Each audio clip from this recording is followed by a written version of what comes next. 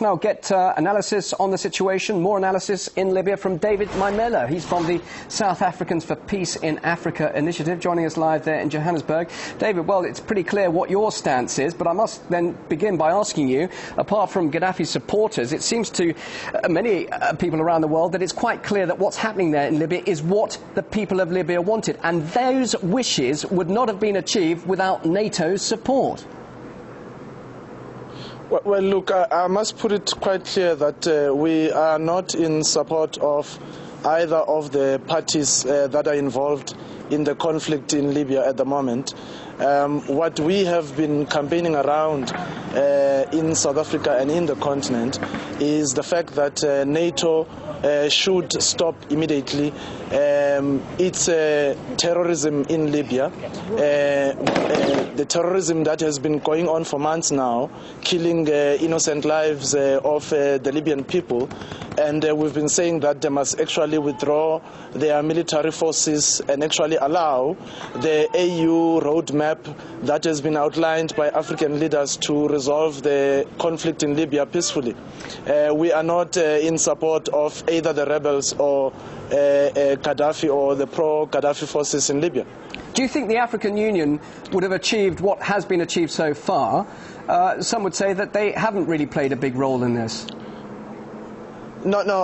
The NATO has not achieved anything. In fact, NATO has actually exacerbated the problem. No, the African Union. Because what you are going to have... sorry to interrupt. I'm asking about the African Union. Yeah, I'm trying to respond to both your questions. Yeah. The first one is that NATO has not achieved anything, even if they are to remove Gaddafi and his government at the moment. What we are going to have is a greater forms of political instability and a further breakage of a civil war in Libya. And in terms of your other question, AU has shown to have the capacity and the political will to intervene on a number of African conflicts in the continent. The recent one has been the Sudan conflict, as you know. There are still outstanding matters, but largely the conflict has been resolved. There's also been a resolution of the DRC conflict. There's also been a resolution of the Ivorian conflict in 2003, and many others like Burundi and so forth. So really, this propaganda, which is misleading the whole world, that the AU is incapable of intervening in African affairs, is actually a lie, and it must be exposed for what it is. Well, let's look at the future, and let's suppose that NATO will end its military mandate as it's meant to by next month, by September.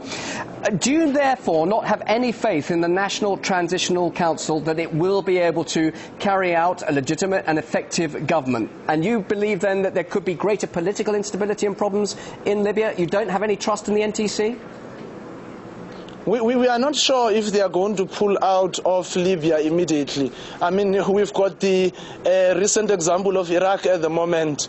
They are still in Iraq, the coalition of the forces that are against democracy in the world.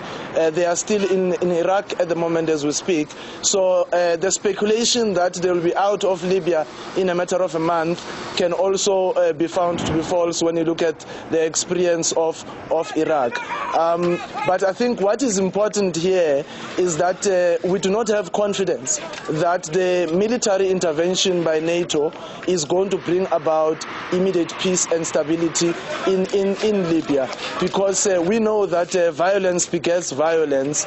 If you respond to a violent conflict through military intervention like we have seen in Libya at the moment, we are likely to see a proliferation of arms. We are likely to see the proliferation of terrorism and terrorist organizations actually repositioning themselves in and outside Libya, and including the surrounding countries that are bordering Libya. So we are not only going to be dealing with a conflict of Libya, but surrounding Libya as well. Okay, David, we'll have to leave it there. Very interesting to hear what you have to say. Thanks very much for joining us live there. David Maimela, live there in Johannesburg.